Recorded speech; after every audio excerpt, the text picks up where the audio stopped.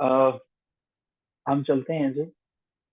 आज का हमारा जो क्वेश्चन है वो है जी ऑर्गेनाइज क्राइम। हमारी किताब पे ये क्वेश्चन काफी मुश्किल उसने दिया हुआ है और कुछ अननेसेसरी डिटेल्स हैं इसके अंदर, and that is the reason कि ये क्वेश्चन जो है वो मैंने कोशिश की कि आपके लिए खुद इसको कंपाइल और ऑर्गेनाइज कर दिया जाए ताकि आसान रहे। ठीक है, मानूर जरा मुझे बताइएगा, आप रीडिंग कर सकेंगे आज? चैट बॉक्स में बताइएगा। तो ऑर्गेनाइज क्राइम को हम समझेंगे, ये क्वेश्चन इंपॉर्टेंट है, लेकिन याद रहे कि हम जो है वो ऑर्गेनाइज क्राइम को किस तरह से समझेंगे, आउटलाइन के मुताबिक। हर जो पॉइंट हम एक्सप्लेन करेंगे वो आउटलाइन में हमने ऑलरेडी मेंशन किया हुआ है। तो वो जो हमारा पॉइंट है वो पॉइंट्स हैं हमारे पास यहाँ पे। ये जो सारी की सारी आउटलाइन है ऑर्गेनाइज क्राइम की, ये वाली इंट्रोडक्शन है, होता क्या है। तो इसको जब आपने तैयार करना है, इसको रीड आउट करना है, तो आपने इन तमाम की तमाम चीजों को एक दफा सामने रखना है। इसको सामने रख के आप समझेंगे तो आपको पता चलेगा। तो आउटलाइन के मुताबिक हम जो है वो प्रोसीड फर्दर करेंगे। ठीक है, तो पहले हमारे पास जो पॉइंट है वो है हमारे पास जी इसका इंट्रोडक्शन, कि ऑर्गेनाइज क्राइम होता क्या है। तो जी मानूर साहब जरा इसको पढ़ना शुरू कीजिएगा। सेकेंड टाइम तो हम बड़ी थोड़ी सी कर सकते हैं, बल्कि हम इसको बड़ा कर लेते हैं ताकि अब पूरी की पूरी जी organised crime. Yes, sir. Organized crime is a topic that holds significant importance in today's modern world. It refers to criminal activities that are एक planned, सेकंड रुकिएगा, एक coordinated. सेकंड प्लीज रुकिएगा। व्हाइट कॉलर क्राइम जो है ना नहीं साहब, ये बहुत आसान सा क्राइम है, और इसको हमने पढ़ा था कि जो बैंक फ्रॉड है, ब्लैकमेलिंग है, ब्राइबरी है, क्रेडिट कार्ड का है, वो खत्म हो चुका है हमारे पास। इस पे हमने कल काम कर लिया था। ठीक है, उसको जो है वो कर लें। और मरियम के लिए जरा एक मैसेज लिख कीजिएगा, नहीं से ज्वाइन डिवाइस ऑडियो, शायद इन्हें नहीं पता चल रहा। तो लिखिए जरा, मरियम का नाम लिख के इन्हें बताइएगा जी प्लीज। आप पढ़िएगा organise crime. Organized crime is a topic that holds significant importance in today's modern world. It refers to criminal activities that are planned, coordinated, and conducted by a group of individuals working together for financial gain. These groups, often referred to as organized crime syndicates, are criminal enterprises engaged in a wide range of illegal activities such as drug trafficking, human trafficking, extortion, money laundering, and more. अच्छा Organized जी, crime. पहले number पे आपके पास जो है वो definition आ जाती है, और यही डेफिनेशन जो है, अगर मैंने आपसे रिक्वेस्ट की है कि आप आउटलाइन करना, अगर आप में से कोई जो है वो आउटलाइन का स्क्रीन शॉट ले ले और अपने सामने रखे ना, आप एक काम करें, आप ये काम करें कि आउटलाइन का ना, ये वाली जो आउटलाइन है हमारे पास, इसका ना जरा स्क्रीन शॉट ले लीजिए प्लीज, ये वाला। इसको जो है वो स्क्रीन शॉट लेके इसको अपने सामने रखना है जब तक हम इस क्वेश्चन को पढ़ेंगे ना। ये जो ले ले वो प्लीज जो है वो चैट बॉक्स में डन लिख दे। इसको जो है हमने सामने रखना है, बाद में इसको कॉपी पे नोट करें या इसका प्रिंट ले लें, that's up to you. Done जी, हमने इसको सामने रखना है ताकि हमें समझ आए। अगर हम इसको सामने नहीं रखेंगे तो समझ नहीं आएगा। ठीक है जी, ऑर्गेनाइज क्राइम की हमने सबसे पहले डेफिनेशन समझने की कोशिश की। होता है क्या है जनाब, ऑर्गेनाइज क्राइम जैसे कि नाम से पता चल रहा है, एक ऐसा क्राइम जो कि ऑर्गेनाइज हुआ होता है। ठीक है, ऑर्गेनाइज हुआ होता है। इसमें हमारे पास जो है वो ग्रुप जो है वो लोग मिलते हैं, मिलके काम करने की कोशिश करते हैं।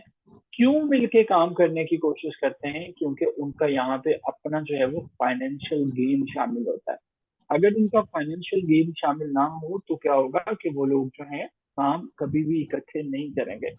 तो जी इन लोगों को जब ये इकट्ठे मिलके काम करते हैं तो कोई सवाब का काम तो ये करते नहीं है। इलीगल एक्टिविटीज जैसे कि ड्रग्स हैं, यहाँ से जो है अफगानिस्तान या अफगानिस्तान से इधर आएंगी। ह्यूमन ट्रैफिकिंग है। आपने देखा होगा पिछले कुछ अरसे में हम लोग ना एक खबर पढ़ा करते थे कि चाइना जो है वो बहुत ज्यादा पाकिस्तानी खवातीन और लड़कियां जो है वो वहां पे जा रहे हैं, या यहाँ से गरीब लोगों को जॉब का झांसा दिया जाता है कि आपको जो है वो अमेरिका लेके जाते हैं, रास्ते में उनके जो है वो गुर्दे वगैरह निकाल लिए, कुछ ऐसा कर लिया, या जो है वो उनके अंदर, उनकी बॉडी के अंदर जो है वो ड्रग्स को फिल करके जो है वो भेजा जाता है। तो ऐसे तमाम के तमाम जो है वो एक्सटॉर्शन है, मनी लॉन्ड्रिंग है, वगैरह वगैरह जो है वो ये क्राइम जो है वो हमारे पास ऑर्गेनाइज क्राइम कहते हैं। सादा लफ्जों में बात करें, एक ऐसा क्राइम होता है जो अकेला बंदा नहीं कर सकता। ठीक है। वो अकेले बंदे से हो ही नहीं सकता, वो कभी भी नहीं कर सकता, मनी लॉन्ड्रिंग नहीं कर सकता जब तक कि दूसरी तरफ भी उसके पास जो है वो कोई बड़ा लीडर ना बैठा हो। एक्सटॉर्शन कहते हैं जब आप किसी से रकम लेते हैं, कोई चीज लेते हैं, लेकिन वो छीन के लेता है, बाय फोर्स लेता है। ठीक है। तो क्या हमारे पास इंट्रोडक्शन और ये चीजें हमें क्लियर हो चुकी हैं कि क्या होता है जी हमारे पास ऑर्गेनाइज क्राइम क्या होता है, इसकी डेफिनेशन पता चल चुकी है, जो ऑर्गेनाइज वे में जो है वो चलता है। ठीक है। ऑर्गेनाइज वे में जिन जिनको क्लियर है प्लीज जरा लिखते हैं क्लियर, ताकि मैं आगे चल सकूं। अब ये जो ऑर्गेनाइज क्राइम है इसके बारे में कुछ मजीद चीजें भी जो है वो नोट कर लीजिए। पहला हमारे पास हेडिंग थी कि इसका हमारे पास ये होता क्या है।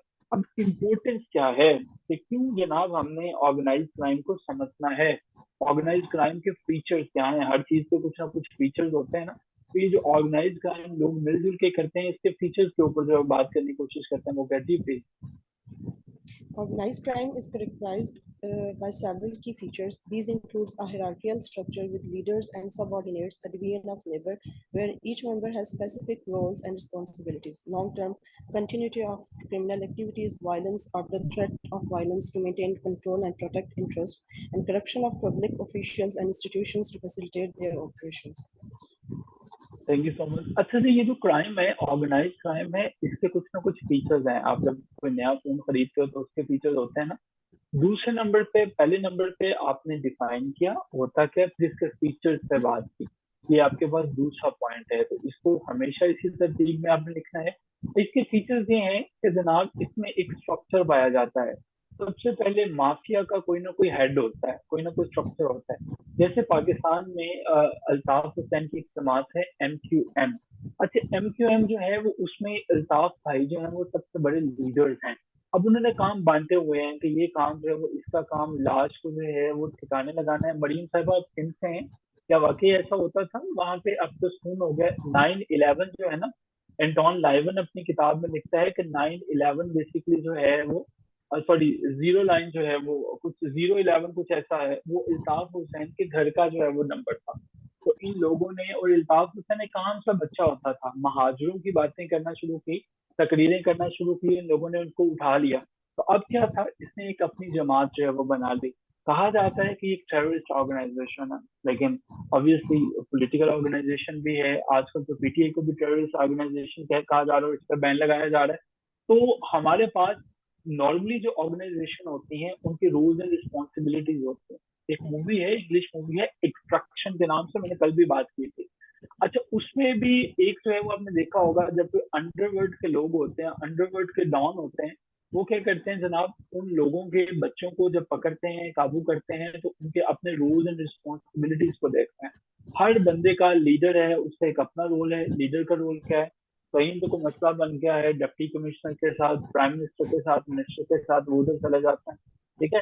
बड़े बड़े मजारों पे बड़े बड़े उर्स होते हैं, बड़े बड़े लोग वहां पे चर्च भांग बेचते हैं। आपको क्या लगता है कि किस तरह से मुमकिन है कि लाहौर में दाता दरबार के बाहर जो है वो बहुत से जो है वो चर्ची भंगी बैठे हुए हैं, सेवन शरीफ में बैठे हुए हैं? ये क्या ये गवर्नमेंट को नहीं पता? पता है, ऑर्गेनाइज क्राइम है। इन दरबारों के ऊपर लोग लाखों के हिसाब से नजराना डालते हैं, वो किधर जाता है? वो गवर्नमेंट क्यों नहीं उन्हें कुछ कहती है? क्योंकि गवर्नमेंट का वोट बैंक है, और ये वो कभी भी नहीं कह सकते उन्हें कुछ भी कि ये क्या कर रहे हैं। तो इन लोगों के अपने रोल्स एंड रिस्पॉन्सिबिलिटीज हैं, लंबे अरसे तक क्रिमिनल एक्टिविटीज करनी है। और ये लोग इतने ज्यादा मजबूत होते हैं कि अपने इंटरेस्ट को प्रोटेक्ट करने के लिए किसी भी हद तक जा सकते हैं, करप्शन करते हैं जितनी मर्जी करना चाहें।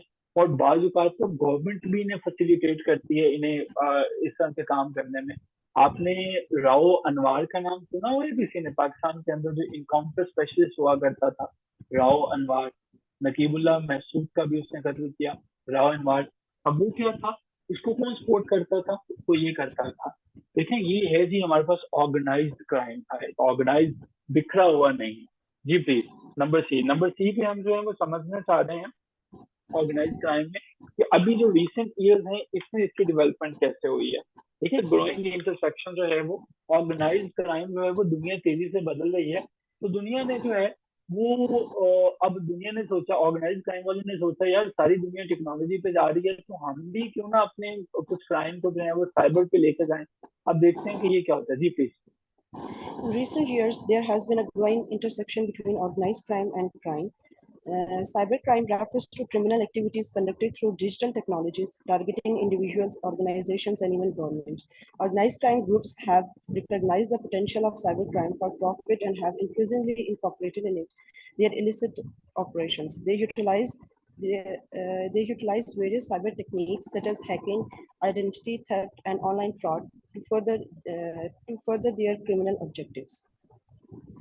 ऑर्गेनाइज क्राइम वालों ने सोचा कि अब तो वो पुराने जमाने में जाना, किसी के बच्चे को जो है वो उठाना, उसको जो है वो किडनैप करना मुश्किल काम हो गया। अब क्या होता है, आप बैठे होते हैं, आप पे एक ईमेल आ जाती है, ईमेल में वो कहते हैं कि जी आपके ना फोन का जितना डाटा है वो सारे के सारा हमारे पास आ गया। जैसे पाकिस्तान में एक हमारी पॉलिटिशियन है, फीमेल है, उनके पास सारे के सारे लोगों की वीडियोस मौजूद हैं। अब ये उन्होंने कैसे ली? उन्होंने एक ऑर्गेनाइज क्राइम विंग से कांटेक्ट किया, ठीक है, और वो ऑर्गेनाइज इतना है, वो विंग इतना ऑर्गेनाइज है तो उसने मुकम्मल तौर पर जो है वो सारी की सारी वीडियोस जो है वो प्रोवाइड कर दी, ठीक है। अब ये ग्रुप करते क्या है, ये ग्रुप जो है वो अपना प्रॉफिट लेते हैं और किसी को जो भी चाहिए वो दे देते हैं। मिसाल के तौर पर अब पीटीआई के ऊपर ये इल्जाम लगाया जा रहा है कि भाई आप लोगों ने, हमाद अजहर ने, यास्मीन राशिद ने, ये सारे के सारे लोगों ने, हमने जियो फेंसिंग के जरिए आपका डाटा निकाला है, जियो फेंसिंग से डाटा निकाला है। और जियो फेंसिंग से हमें ये पता चलता है कि जनाब आप लोगों ने कहा था कि अटैक करना है मुख्तलिफ डिपार्टमेंट पे। वो कहते हैं कि हमने तो ऐसा कुछ भी नहीं कहा। ऑर्गेनाइज क्राइम वाले लोग जो होते हैं इनके पास डाटा मौजूद होता है।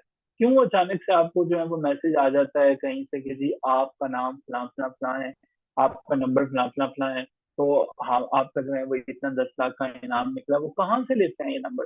ये ऑर्गेनाइज क्राइम से। अब इन्होंने क्या किया, इन्होंने साइबर क्राइम्स की तरफ चले गए। इन्होंने कहा भाई बड़े बड़े काम करने की कोशिश करते हैं, अगर कोई बड़ी ऑर्गेनाइजेशन है, कुछ बैंक हैं, तो उनको हैक करने की कोशिश करते हैं। अब चूंकि बैंकों ने भी अपनी सिक्योरिटी टाइट कर ली, इन्होंने क्या किया, आइडेंटिटी थेफ्ट बना लिया। नईम साहब का अपना बिजनेस है, किसी इदारे का अपना बिजनेस है, एमओसीसी का अपना बिजनेस है, ये क्या करेंगे कि एमओसीसी की तरह की एक वेबसाइट जो है वो बनाएंगे, उसी के लोगों को जो है वो तैयार करेंगे। लोगों को तैयार करने के बाद लोगों को बताएंगे कि ये इंस्टीट्यूट है। उसके बाद जो है वो कोई बड़ी सी जो है वो ऑफर दे देंगे कि आज के दिन जो है वो आप सिर्फ जो है वो 5000 पे करें और तमाम के तमाम कोर्सेज में चले जाएं। जब इन्होंने देखा कि पेजेस के ऊपर जो है वो कोई 10,000 प्लस जो है वो लोग, या 13,000 प्लस लोग फॉलो कर रहे हैं। अब इन 13,000 में से मान लीजिए कि सिर्फ 100 लोगों ने भी जो है वो इससे कॉन्टेक्ट कर लिया। अब ये सारे के सारी अमाउंट लेके वो जो पेजेस हैं उनको खत्म कर देंगे। अब ये कैसे होता है? इसे कहते हैं साइबर क्राइम। और ये एक बंदा नहीं करता। मकसद क्या होता है इसके पीछे? सिर्फ अपने प्रॉफिट को जो है वो गेन करना, ठीक है। प्रॉफिट जो है वो, ये जैसे नईम साहब ने बताया, पाकिस्तान में एक एप्लीकेशन आई, मेरे एक दोस्त मुझे कॉल करते हैं, उन्होंने कहा जी सर एक एप्लीकेशन बड़ी जबरदस्त आई है, तो हम चूंकि वैसे भी जो है वो फॉरेक्स में ट्रेडिंग कर रहे हैं, उसको जो है वो आईडीए के नाम से है, हम जो पैसे उसमें डालते हैं वो 15 दिन के बाद जो होते हैं वो आई थिंक डबल करके दे देते हैं या कुछ ऐसे वैसे ना। तो चाइनीज में एक कोटेशन है, वो कहते हैं too good is not good, too good is not good. हर वो चीज जो आपको बहुत अच्छी लग रही है इसका मतलब है वो बिल्कुल अच्छी नहीं है। तो जब उन्होंने बताया कि they are going to double it, तो हमने इसको जो है वो फौरन से समझ में आ गया कि it is something that is fraud. तो ये बहुत अच्छा जो है वो कुछ अच्छा नहीं होता। तो जी रिसेंट ईयर्स में ये इसके अंदर जो है वो डेवलपमेंट आई है। अब हम चलते हैं, अब हमारे पास दूसरी हेडिंग शुरू हो चुकी है, और दूसरी हेडिंग हमारे पास है, अब हम ऑर्गेनाइज की बात करेंगे। ऑर्गेनाइज ये ओरिजिन जो है वो इसका शुरू कहाँ से हुआ, ये तो हमने समझ लिया कि ऑर्गेनाइज क्राइम ये होता है, लेकिन एक वक्त था जब ये शुरू हुआ होगा। तो चलिए इसकी शुरुआत पे बात करते हैं। जी प्लीज मानिए। Organized crime has deep historical roots and has evolved over time. It emerged during the Prohibition era in the United States 1920 and 1933, when criminal organizations took advantage of the ban on alcohol to engage in bootlegging and illegal alcohol distribution. This period marked the rise of powerful criminal syndicates such as the Italian American Mafia. अच्छा, मैंने ना unmute करने की इजाजत दे दी, आप चाहें तो आप अगर छोड़े आपके बैकग्राउंड में तो और खुद से अनम्यूट भी इससे कर सकते हैं आप लोग। अच्छा जी, अब हम देखते हैं कि ऑर्गेनाइज क्राइम जो है वो हिस्टोरिकली रूट्स कहाँ पे शुरू कैसे हुआ। एक अमेरिका में 1920 से लेके 1933 तक, 1933 एक जमाना था जब इसमें पाबंदी लगा दी कि जी ये जो ड्रिंक है ना, शराब वगैरह ये नहीं चलाए, तो क्रिमिनल ऑर्गेनाइजेशन है, उन्होंने कहा अच्छा भाई बात ये है कि आप लोगों ने तो कर दिया बैन। अब वो क्या कर दिया है कि अब उन्होंने जब कोई चीज बैन हो जाती है ना, तो वो फिर अंडरग्राउंड होके बिकना शुरू हो जाती है। मिसाल के तौर पर पाकिस्तान के अंदर आपको पता है, जब पेट्रोल पंप पे पेट्रोल नहीं देता है, तो एक दफा मैंने देखा कि एक पेट्रोल पंप वाला बहुत अच्छा इंसान था, वो पेट्रोल दिए जा रहा था। उन दिनों कोई आई थिंक कोई 184 या सिर्फ 84 था, इमरान खान की हुकूमत थी। और वो अल्लाह का नेक बंदा जो है वो उसे 300 रुपीज पर लीटर दे रहा था। वजह क्या थी? बैन हो चुका था। तो ऑर्गेनाइज क्राइम की शुरुआत यूनाइटेड स्टेट्स ऑफ अमेरिका से 1920-1933 में होती है, जब जो इन लोगों ने अल्कोहल पे बैन लगाया। अब बैन लगाने की वजह से इन लोगों ने क्या किया कि कुछ लोगों का ग्रुप मिला और वो आपस में इतने पावरफुल हो गए कि बाद में उन्होंने इटालियन अमेरिकन माफिया के नाम से अपना माफिया बना लिया। तो चलो भाई, ये वाली बातें ऐसे है तो ऐसे ही सही। तो फिर जो है वो इससे हमारे पास जो है वो इसकी शुरुआत होती है, इसका आगाज होता है। ये ऑर्गेनाइज क्राइम का पहला पॉइंट था जिसमें हमने हिस्टोरिकल ओरिजिन को देखा। अब हम देखेंगे कि कौन कौन से ऐसे फैक्टर्स हैं जो कि इसमें कंट्रीब्यूट करते हैं। जी Mano please, point B. Several factors contribute to the formation and growth of organized crime groups. These include economic disparities, social exclusion, weak law of enforcement and judicial system, political instability, and the existence of lucrative illicit markets. Organized crime thrives in environments where there is a demand for illegal goods and services where the rule of law is undermined. बहुत से factors हैं, organised crime के एक factor का नाम नहीं है, लेकिन डेफिनेटली हम तो लिमिटेड फैक्टर्स की बात करेंगे। देखिए, इकोनॉमिक डिस्पैरिटी, कोई अमीर है कोई गरीब है। सबसे पहले इसने क्या किया, इसने जो है वो उन जो गरीब लोगों को ग्रुप था उनको इकट्ठा जो है वो कर दिया। उनको इकट्ठा किया कि चलो भाई मिलजुल के अपना कोई काम करते हैं। ये वो लोग हैं जो कि सोशली एक्सक्लूजन का शिकार है, मुआशरे ने इनको निकाल दिया हुआ है, दुत्कार दिया हुआ है। और ऐसे मुल्क में ये लोग पिनपते हैं, ऐसे मुल्क में ये लोग इकट्ठे होते हैं जहां पे कानून नाफिज करने वाले इदारे इंतहाई कमजोर होते हैं, जुडिशियल सिस्टम जो है वो इंतहाई कमजोर होते हैं। मेरा पाकिस्तान में ऐसा हुआ कि चूंकि हम क्रिमिनोलॉजी को डिस्कस कर रहे हैं, 2020 में मैंने जो है वो एक 2 कनाल का प्लॉट खरीदा। तो मैंने प्लॉट खरीदा, एक भाई जो है वो उसने क्या किया कि उन्होंने मुझे जो है वो प्लॉट सेल कर दिया। मैंने उनको उनकी पेमेंट जो है वो मुकम्मल तौर पर अदा कर दी। अब एक ने जो है वो यहाँ से मुझे उस वक्त आई थिंक 25 लाख रुपीज का बेचा। दूसरा भाई जो है वो इसने उसको बता दिया कि मैंने बेच दिया, ये मेरे पास आ गया। उसने कहा जी देखें, हमारी तो अभी प्रॉपर्टी क्योंकि तस्लीम नहीं हुई, तो ये यहाँ से आपको नहीं मिलेगा। मैंने कहा आपका मसला जो है वो इन साहब के साथ है जिनसे मैंने परचेज किया, आप उनसे डील करें। कहते जी नहीं, अब मेरा इनके साथ कोई मसला नहीं है, प्रॉपर्टी आपने लिया, मेरा मसला आपके साथ है। तो आप या तो ऐसा करें कि जो है ये फ्रंट छोड़ दें, पीछे चले जाएं यहाँ पे। अगर आप यहाँ पे नहीं जाएंगे तो डेफिनेटली फिर जो है वो आपको लिटिगेशन प्रोसेस से गुजरना पड़ेगा। मैंने कहा जी ठीक है, हम लिटिगेशन को सामने कर लेते हैं। इन्होंने कहा अगर आप इस प्रोसेस को बचना चाहते हैं तो आप सिर्फ 5 लाख रुपया मुझे अदा करके आप इस सारे के सारे प्रोसेस से बच भी सकते हैं और आप सिंपली जो है वो यहाँ पे इस जगह को रख सकते हैं। मैंने कहा नहीं, ऐसा नहीं होता, आप अल्लाह का नाम लेके अपना जो है वो केस शुरू करें और हम आपको I will see you in the court.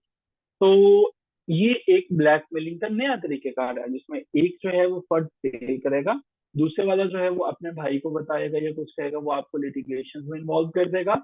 और क्या होगा कि वो कोई चलेंगे। अब हमारा जुडिशियल सिस्टम इतना वीक है कि मुझे ये चीज साबित करने के लिए जिसमें मेरे पास मुकम्मल डॉक्यूमेंटेशन हैं, कम से कम शायद 8 से 10 साल लगेंगे। और 8 से 10 साल तक वो एक मुतनाज़ा डिस्प्यूटेड प्लॉट है जिसको ना तो हम सेल कर सकते हैं ना ही उसको कुछ कंस्ट्रक्ट कर सकते हैं। जब ऐसी ऑर्गेनाइजेशन ऐसी जगह होती हैं तो वहां पे फिर ये लोग आते हैं आसानी से।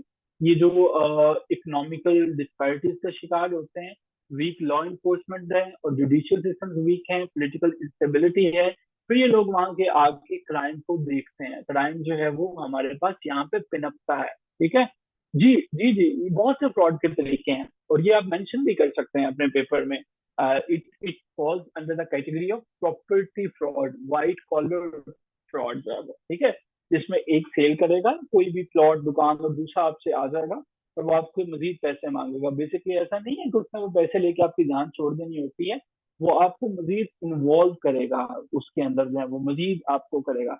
अगर तो आप उसे फेस करते हैं तो फिर पता नहीं क्या बनता है, क्योंकि अभी तो हम प्रोसेस से गुजर रहे हैं, बट लेटर ऑन जो है वो प्रॉब्लम होती है। तो जो फैक्टर्स इसके लिए होते हैं ऑर्गेनाइज क्राइम के लिए, आपने कंट्रीज को याद रखना है, पोलिटिकल सिस्टम वीक होते हैं, और ये हमारे पास जो है इन लोगों की डिमांड वहां पे ज्यादा होती है, जहाँ पे रूल ऑफ लॉ जो है वो अंडरमाइंड होता है। देखें डिमांड ज्यादा है तो कौन है अरशद शरीफ का कातिल, किसी को नहीं पता। कौन है बेनजीर भुट्टो का कातिल, किसी को नहीं पता। यहाँ पे कितने लोग जो है वो मारे जाते हैं, उठाए जाते हैं, किसी को नहीं पता। वजह क्या है? लॉ वीक है। तो ये फैक्टर जब होते हैं तो इनकी एक बाकायदा ऑर्गेनाइजेशन है। अब आजकल एक जमात के लोग उठाए जा रहे हैं, दिन रात धड़ाधड़ उठाए जा रहे हैं, और उनके पास बचने के लिए सिर्फ एक ही तरीकेकार है। अदालतें बेबस हैं, अदालतें उनको छोड़ती हैं, वो फिर पकड़ लेते हैं कि वो आके ये ऐलान करें कि हमारा इस जमात के साथ ताल्लुक नहीं है, फिर उनके सारे गुनाह माफ हो जाते हैं। तो ये सेवरल फैक्टर्स हैं जो कि इस ऑर्गेनाइजेशन को, इसको ऑर्गेनाइज क्राइम जो है वो इनको पिनअपने में, आगे बढ़ने में जो है वो मदद देते हैं। अब हम समझते हैं कि इसकी मिसालें कौन कौन सी हैं, कौन सी हमारे पास ऑर्गेनाइज क्राइम सिंडिकेट्स हैं, कौन कौन से ऐसे माफियाज हैं तारीख में गुजरे हैं जो कि इस तरह इन हालात से बने हैं, और उन्होंने दुनिया को कहते हैं ना, नाको चने चबवाए हैं, वो बड़ा तंग किया है। तो आइए अब हम कुछ ऑर्गेनाइजेशन, इन क्रिमिनल ऑर्गेनाइजेशन को देखते हैं। जी please Mano, prominent organise crime syndicate. Prominent organized crime syndicates have emerged in different regions around the world. For example, the Italian mafia, including the Sicilian mafia, Cosa Nostra, and the Calabrian Drangheta, have exerted significant influence in Italy and beyond. The Colombian drug cartels, such as the Medellin and Cali cartels, dominated the drug trade in the 1980s and 1990s. Other notable examples include the Russian mafia, Bratva, the Japanese Yakuza, and the Mexican drug cartels. अच्छा, इनमें से कोई 3-4 के नाम बस याद रखिएगा जो आपको आसान लगे। ये तो चूंकि मियाँ साहब को भी उन्होंने कहा था, सिसिलियन माफिया जो है वो हमारे पास। और ये सिसिलियन माफिया क्या है? इसका नाम कुजा नोस्ट्रा भी है। ये इटालियन माफिया था, जैसे पाकिस्तान में छोटू गैंग है, आपके इर्द गिर्द भी कोई ना कोई गैंग होगा, ठीक है। इसी तरह से हमारे पास कैलिब्रियन रेनगेटा जो है हमारे पास, ठीक है। रेनगेटा जो है ये हमारे पास है, ये एक दूसरा हमारे पास ग्रोह बन जाता है। इसी तरह से कोलंबियन में हमारे पास जो है वो मैडिलिन है और कैली कैटल था, ठीक है। कोई से 3-4 नाम आपने याद रखने हैं। मैं वैसे रिकमेंड करूंगा सिसिलियन माफिया यानी कि कोसा नोस्ट्रा का याद कर लीजिएगा आप ब्रेटवा का याद कर लीजिएगा, रशियन माफिया का याद कर लीजिएगा। और इसके अलावा जो है कोलंबियन ड्रग्स की जब आप बात करेंगे वो इससे जुड़ी है, इनमें से कोई एक जो है वो याद कर लीजिएगा, ठीक है। मेडिलिन एंड कैली कार्टल्स को याद कर लीजिएगा, क्योंकि इसमें ईयर्स आपको पता चल जाते हैं, ठीक है। और अगर आप चाहें तो फिर जापानीज में देख लीजिएगा, या मैक्सिकन ड्रग कार्टल्स को याद कर लीजिएगा। इनका फायदा क्या होगा?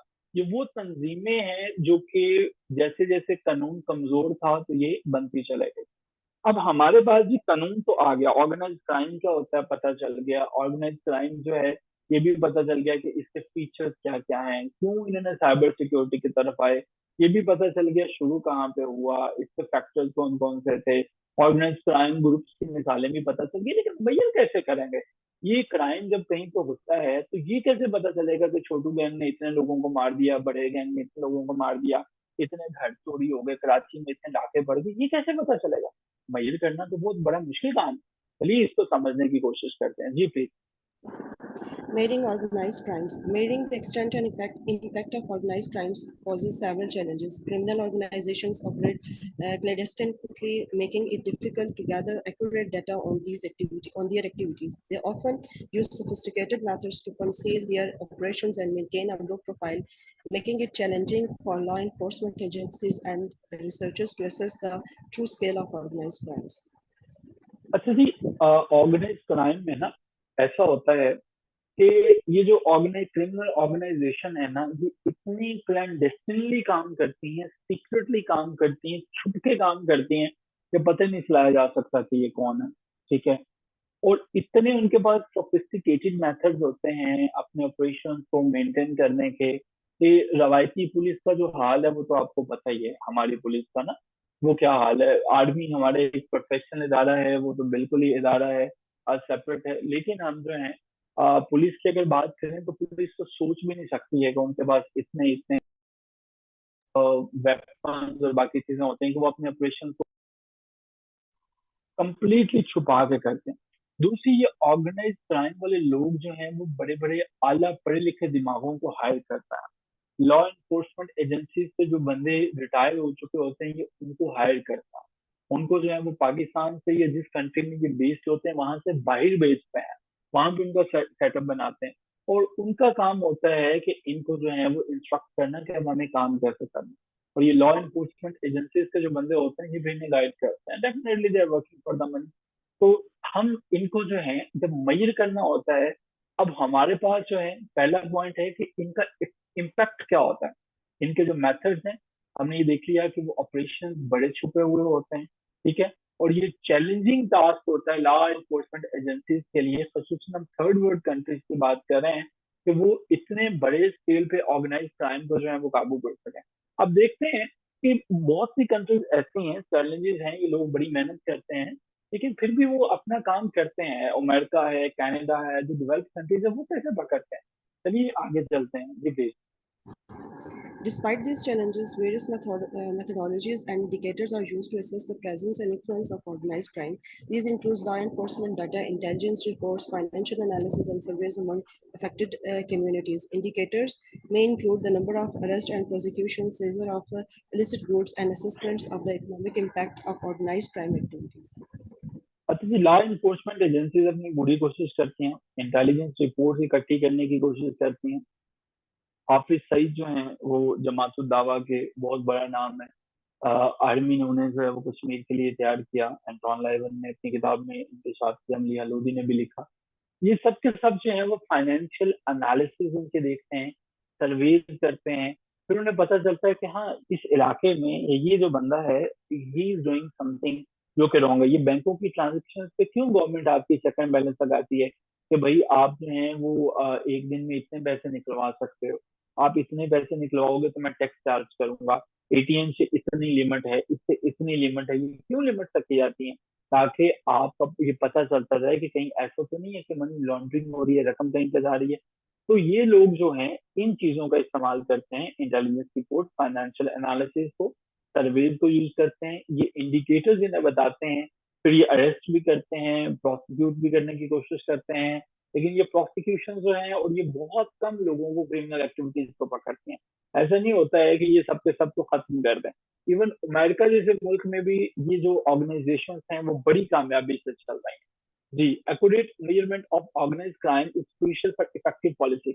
अब ये है सवाल पैदा होता है कि जनाब हमें ये डाटा चाहिए क्यों होता है, क्यों हम जो है वो करें, ताकि हमें पता चल सके कि हम पॉलिसीज बना सकेंगे। ये जुर्म ज्यादा हो रहा है, गैंग इसके ऊपर ज्यादा काम कर रहा है, तो हमें पॉलिसीज को डेवलप करना है। हम जो है वो टारगेट कर सकें, इंटरवीन कहाँ पे करना है, और फिर जो है वो हम उसके अकॉर्डिंगली स्ट्रेटेजीज को बना सकें। ठीक है, अपनी स्ट्रेटेजीज को उसके मुताबिक बना सकें कि हमें जो है वो इसको कम्बैट कैसे करना है। ये है जी इसका पर्पल। अब हमने क्या देखा, अब हमने देखा कि मैयर कैसे करेंगे ऑर्गेनाइज क्राइम को, और इसको क्या क्या चैलेंजेस हमें उनका सामना करना पड़ता है। अब आगे चलते हैं और पढ़ते हैं पॉलिसी कॉन्टेक्स्ट। जी मानो।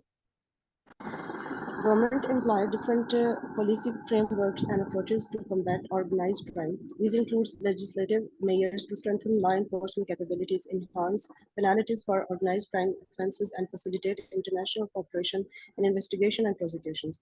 Policies also focus on disrupting criminal networks, freezing their assets, and promoting community engagement and prevention initiatives. अच्छा जी, गवर्नमेंट जो है अब मुख्तलिफ किस्म के कोशिश करती है टैक्टिक्स करने की। पहले नंबर पे वो क्या करती है, अब वो कहेगी कि मकसद क्या है कि इन ऑर्गेनाइज क्राइम्स को हम जो है वो कम्बैट कर सकें। ठीक है, पाकिस्तान में तो इसलिए कम्बैट करना जरूरी है कि भाई हमें हमारा हिस्सा दो और काम करो। ठीक है, ये वाकई में हकीकत है। बड़े बड़े इदारों के अंदर जो है ना, हमें हमारा हिस्सा दो और काम करो तो ठीक है, वरना वो काम नहीं करने देंगे। These include legislative measures. अब गवर्नमेंट पॉलिसी बनाने की कोशिश करेगी, अमेरिका जैसे ममालिक में वो लेजिस्लेशन की तरफ जाएंगे ताकि कानून को मजबूत किया जाए, कानून को इस काबिल बनाएंगे कि कानून जो है वो इसके ऊपर पेनल्टीज लगा सके, ये जो ऑर्गेनाइज क्राइम हुआ है। देखिए पाकिस्तान के अंदर जो है अभी तक ऐसा कोई कानून मौजूद नहीं है कि अगर आपने किसी की एप्लीकेशन को पास करे करे उसके सामने उसके फोन से इस्तेमाल किया और आपने उसके पैसे सारे के सारे जो है वो निकाल लिए, या किसी ने आपसे एटीएम में कहा ये मेरा एटीएम है, मुझे ये जो पुराने रवायती बाबा लोग होते हैं, बाबा ग्रुप होते हैं, उन्हें नहीं निकालने आते हैं, तो वो कह रहे होते हैं मैं कभी एटीएम पे जाऊं तो मैं देखता हूँ वो मुझे एटीएम देते हैं कि बेटा ये पैसे तो निकाल दो जरा। कोई कानून मौजूद नहीं है कि आप वहीं पे खड़े खड़े उनको जो है वो ट्रांसफर कर दें और वो आपके पास आ जाएंगे कि ये इनके पैसे दें, बिकॉज कोई लॉ ही एग्जिस्ट नहीं करता है, कोई हमारे पास ऑर्गेनाइज क्राइम ही नहीं, पॉलिसीज ही नहीं है, अभी तक हमारा ध्यान ही नहीं गया ये पॉलिसीज क्यों बनाई जाती हैं, ताकि इनके नेटवर्क को डिस्टर्ब किया जाए, खराब किया जाए इनके नेटवर्क को, इनके एसेट्स जो बड़े होते हैं उनको फ्रीज कर दिया जाता है, ठीक है। और ये कोशिश करते हैं कि ये मजीद ऐसे काम ना हो सके, इनके एसेट्स जो है वो क्या है, हर मुल्क के जो है वो फॉरेन रिजर्व हैं उनको कंट्रोल करते हैं। जिस तरह से बड़े बड़े जो क्रिमिनल्स होते हैं ना, इन्होंने अकाउंट कहीं और रखे होते हैं, तो ये कंट्रीज जो है वो फिर इंटरपोल के लिए रिक्वेस्ट करते हैं कि इनके ये एसेट्स जो है वो इन्हें फ्रीज कर दिया जाए। और इनके लिए उनकी एक्ट को कम करने के लिए जो पॉलिसीज हैं उन्हें हम पॉलिसी कॉन्टेक्स्ट कहते हैं। ये पहली हेडिंग है। फिर हम ये देखते हैं कि जब आपने तो पॉलिसी बनाई है, अब ऐसा तो है नहीं कि एक बंदा जो है वो यहाँ से पैसे चोरी करके वो जाके लंदन बैठ गया और लंदन जाके उसने जो है वो वहां पे अपना फ्लैट खरीद लिया और ये पाकिस्तानी उसे कह रहा है कि नए टैक्सेस लगाएं, मुझे जो है वो अपने नवासे के लिए भी एक जो है वो सामने घर बिक रहा है वो खरीदना है। जुनेद सत्तर की बात कर रहा हूँ, परेशान ना हूँ, तो उसने सोचा कि वहां पे भी कोई एक सामने का फ्लैट दिख रहा है तो वो भी हमने लेना। अब इस तरह की क्राइम्स को कहा जाता है ट्रांसनेशनल ऑर्गेनाइज क्राइम। ये मकसूद चपरासी के अकाउंट में जो है वो करोड़ों रुपया आना, फिर मकसूद चपरासी अल्लाह को प्यारा हो जाना, ठीक है। उस बेचारे को शायद पता भी नहीं होगा और मियाँ साहब ने उसको जो है वो अल्लाह को प्यारा करवा दिया। हर पॉलिटिकल ऑर्गेनाइजेशन के अंदर जो है वो ये लोग होते हैं। अब ये क्या करते हैं, इनके बॉर्डर से परे काम करते हैं, कोई बॉर्डर तक इनकी एक्सेस नहीं होती है। क्या है बॉर्डर से परे? अब जब बॉर्डर से परे जाते हैं तो वो कानून तो जो आपने बनाया था वो तो पाकिस्तान की हद तक था। अब इसका मतलब ये है कि आपको उस कंट्री के लीगल सिस्टम को एक्टिवेट करना होगा। फिर अब ममालिक ने फैसला किया कि भाई ऐसा करते हैं, कुछ कोशिश करते हैं, कुछ आपस में एक दूसरे से ताउन करने की कोशिश करते हैं कि हम आपके साथ कुछ मालूमात शेयर कर देंगे, ठीक है। हम मालूमात शेयर कर देंगे कि हमारे पास ये क्रिमिनल है, इसकी ये वाली डिटेल्स हैं, ये हमारे बैंक में इसके जो है वो पैसे हैं, इस तरह से चीजें हैं। तो दूसरा जो हमारे पास पॉलिसी कॉन्टेक्स्ट में चीज आती है वो है जी इंटरनेशनल कोलैबोरेशन, ठीक है। ये international collaboration I am sure कि ये आपको पता चल गया होगा जी। मैंने तीसरा पढ़ेगा policy makers face. Policymakers face challenges in adapting to the evolving nature of organized crime. Criminal organizations are highly adaptable and continuously find new ways to exploit vulnerabilities. Policymakers must stay ahead of these criminal trends and adjust their strategies accordingly, taking into account technological advancement and emerging threats. अच्छा मुझे बताएं कि ये crime जो है वो कब से हो रहा है, 1800 सेंचुरी से हो रहा है क्या? ड्रग की जो है मुझे तो चैट बॉक्स में बताएं, ड्रग जो है वो क्या अभी ट्रांस बॉर्डर मूव नहीं करता? क्या अभी भी ड्रग नहीं जाता है या जाता है? ड्रग जो है वो लोग लेके जाते हैं अभी भी, यस नो लेके जाते हैं ना? अभी भी मूव करते हैं, लेके जाते हैं। क्या ऐसा नहीं होता कि ह्यूमन ट्रैफिकिंग होती है, लोगों को नहीं पता लगता, क्या उसे रोक लिया गया? नहीं रोका गया। क्या वजह है, क्यों नहीं रोके जा सकते हैं? क्योंकि ये लोग जो हैं वो एक स्टेप आगे होते हैं। जब भी कोई कानून कोई पॉलिसी बनाई जाती है, पॉलिसी मेकर्स के पास चैलेंज होता है कि इनको हमने जो है वो अडॉप्ट करना है।